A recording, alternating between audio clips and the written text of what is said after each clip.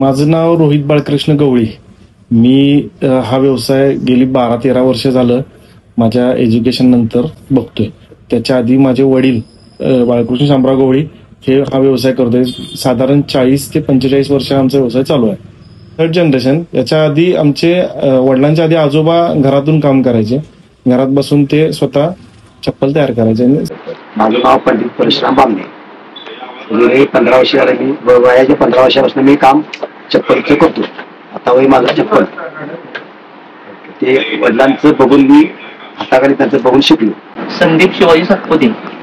वय माझा आता 47. वयाच्या 10 वर्षात मी छोटे बनवले छोटे किचन ते बघून बघून आपलं वडील काम करायचं बघून पण शिकलो आम्ही. वडील आमचे करण्यानंतर आम्ही हे काम चालू केलं असतं. आवड मग करायला आम्ही देऊ शकता. सदाशिव शंकर सन्नाके वयाच्या 10 वर्षापासून काम करतोय. ते शिकवलेलं नाही. असं बघून बघून लोकांचं काम कारागिरी बघून शिकलेलं नाही. ते काय कोणी शिकवलेलं नाही. आम्ही काम लहानपणापासून 10 वर्षापासून काम बघतोय ना. मग ते आपल्या धंद्यासाठी काहीतरी केलं पाहिजे मग व्यवसाय म्हणून ते शिकायला आणि काम करतोय.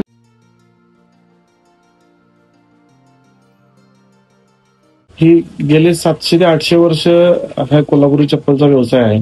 राजे महाराजे असल्यापासून त्यांच्यासाठी जे चपला बनायच्या त्याच्यानंतर कोल्हापुरी चप्पला पुढे तशाच बनत गेल्या आणि त्याच्यानंतर कोल्हापुरी चप्पलला ही एक वेगळी ओळख आहे. कारण ती पूर्ण हातानं बनते, चामड्यापासून बनते, त्याला कुठल्याही मशीनचं काम होत नाही आणि त्याला जे लागणारे कष्ट आहेत ते मेहनत आहे ती खूप लागते आणि त्याच्यानंतर जी चप्पल तयार होते ती घातल्यानंतर प्रत्येक म्हणजे घालणाऱ्या व्यक्तीला त्याचा फायदा भरपूर आहे. आपल्या शरीरातली हीट ओढून घेते, नंतर पायाचा घाम शोषून घेते, आपलं डोकं थंड राहतं, डोळे गार राहतात. या हिशोबाने ही चप्पल बनली जाते.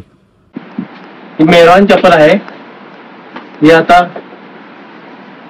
जी आवड आहे मला धंदा करतो. मेहरवान मध्ये आहे शिव महाराज घालायला चालू केलेले. शिव महाराज वापरतो. किती चपला दिवसात 1-4-5 दिवसाला 5-6 जोडी चालू होतात.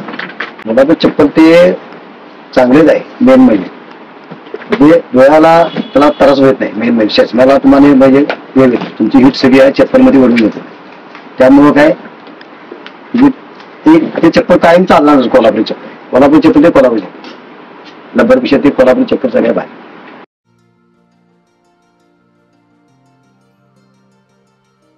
प्राडानी जे चप्पल रॅम्पला त्यांनी त्यांच्या रॅम्पवॉकला जी घातली आणि ती सगळीकडे व्हायरल झाली. त्याच्यानंतर बऱ्याच लोकांना आपल्या भारतात तर माहिती आहे की ही चप्पल कोल्हापूरची आहे, पण जगात एवढी प्रसिद्धी प्राडा नावाने झाली ती चुकीच झाली. त्याला बघताना प्राडाची चप्पल असं बघितलं. जसं स्लीपर्सला वेगळी ओळख आहे तशीच आमच्या कोल्हापूर चप्पलची ओळख वेगळी आहे फुटवेअर इंडस्ट्रीमध्ये. त्यामुळं तिथं त्यांनी रॅम्पवॉक जेव्हा झाला तेव्हा जी चप्पल घातली तर त्याला त्यांनी प्राडाबरोबर कोल्हापुरीचं नाव जोडायला पाहिजे किंवा कोल्हापुरी चप्पल असं त्यांनी माहिती सांगायला पाहिजे होती. ती त्यांनी दिली नाही. त्यांनी प्राडाची फुटवेअर टो सँडल असं त्यांनी मेन्शन केलं. आणि त्यांनी म्हणायला पाहिजे होतं हे त्यांनी कोल्हापूरचं नाव घ्यायला पाहिजे होतं. ते केले ते त्यांनी चुकीचं केलेलं आहे. मेन म्हणजे त्यांनी आमचं नाव घेतलं असतं तर ते आम्हाला अभिमान वाटला असता. ते त्यांनी केले ते एकदम चुकीचं केलेलं आहे. त्यामुळे ते सगळे आता सगळीकडे जग सगळीकडे झाले ते पसरले.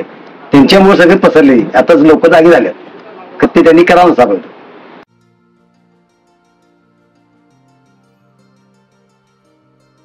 ते प्राडावाले आपल्या इथं आले होते. त्यांनी व्हिजिट केली. त्यांनी टेक्निकल त्यांची टीम जी होती त्यांनी कोल्हापुरी चप्पल कशी बनते ही बघितली आणि त्यांनी बनवलेली चप्पल आणि आपल्या बनवलेल्या चप्पल मधला फरक सुद्धा त्यांना इथं आल्यानंतर जाणवला. कारण जी ओरिजिनल कोल्हापुरी चप्पल आहे ती फक्त आपल्या इथेच बनते आणि त्याचं त्यांनी इन्स्पिरेशन घेऊन ती कॉपी चप्पल बनवली होती. आणि आमची त्यांच्याकडून मागणी होती की इथून पुढे जर त्यांनी ती सेल करणं असेल तर त्या आमच्या लोकल आर्टिजनना ते काम मिळालं पाहिजे आणि त्यातून जो होणारा फायदा आहे तो फक्त कोल्हापूरच्या कारागिरांना व्हायला पाहिजे, ना की तिथं त्यांनी बनवून ती स्वतः सेल करून त्याची कॉस्टिंग बरे ते लाखोमध्ये विकू देत. पण आमच्या कारागिराला त्याचा मोबदला थोडा तरी जास्त मिळावा. करा चप्पल कोल्हापुरी तर आम्ही त्यांना बनवून देऊ शकतो. त्यांनी पहिलं नाव कोल्हापूरचं घ्यायला पाहिजे. ते फक्त आम्हाला वाईट वाटते, बाकीचं काही नाही.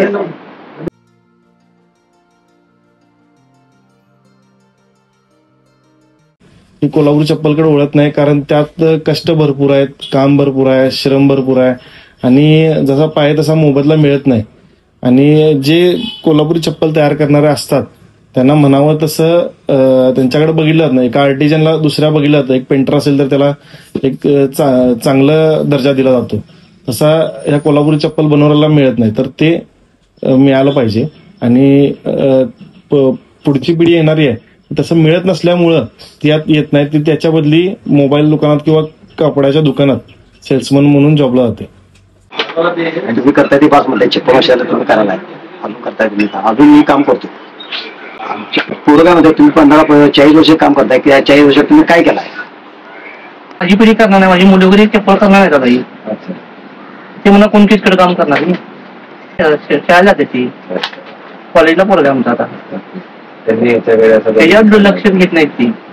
आमचा धंदा असल्यामुळे वडिलांचा असल्यामुळे करायची पाहिजे नाही. मला काय म्हणते तुमच्या तुम्हाला बिल देऊन करा म्हणजे मी आहे पण करणार, त्यामुळे माझी मुलं काय करू शकणार नाही चप्पल.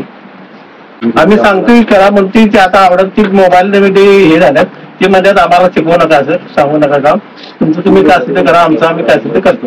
ते आताची पिढी ऐकत नाही. पोराने आत्ताच्या शिकावं माझं तर म्हणणं आहे. तर आत्ताच्या पोरांनी काय म्हणलं पटतच नाही. मेन आमच्या सुद्धा पोरांनी पटत नाही. ते तुम्ही करताय ते 5 मिनिटं, एकटं करताय ते तुम्ही पप्पा बरं आहे.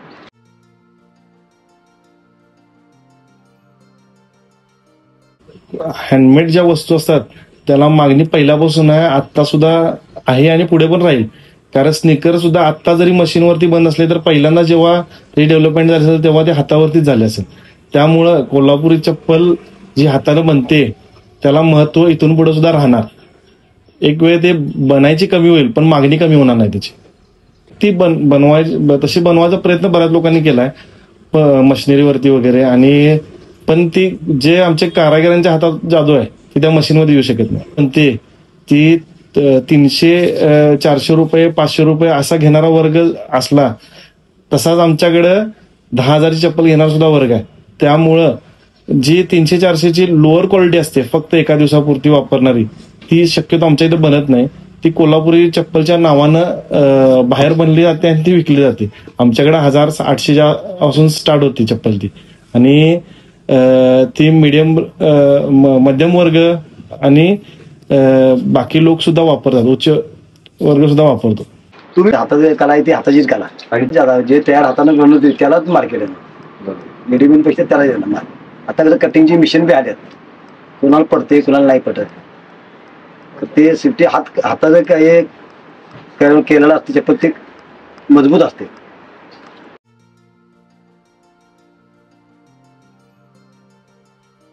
माझ्याशी जवळपास 125 ते 150 कारागिरी जोडले गेले आहेत आणि त्यांना आम्ही हाऊस होल्ड ते काम करतात आणि त्यांना आम्ही मटेरियल वगैरे देऊन तयार करून घेतो. मेल फिमेल दोन्ही काम करतात. प्रत्येक कारागिरी जरी धरला असला मी तर त्या कारागिराच्या घरात प्रत्येकाचा हात त्याला लागतो. त्याच्या घरातले महिला असू देत किंवा लहान मुलं असू देत, ती सुद्धा त्यांच्याबरोबर थोडंफार काम करत असतात.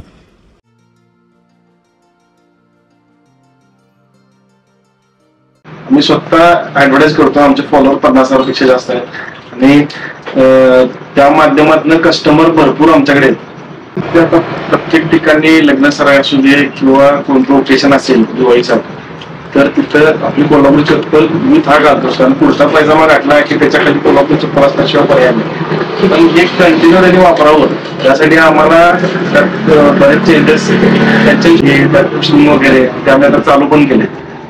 सॉफ्ट वगैरे चप्पल राहिली पाहिजे या हिशोबाने. ते आता बरीच लोक त्याच्याकडे अट्रॅक्ट करून चप्पल खरेदी करायला लागली ऑलरेडी.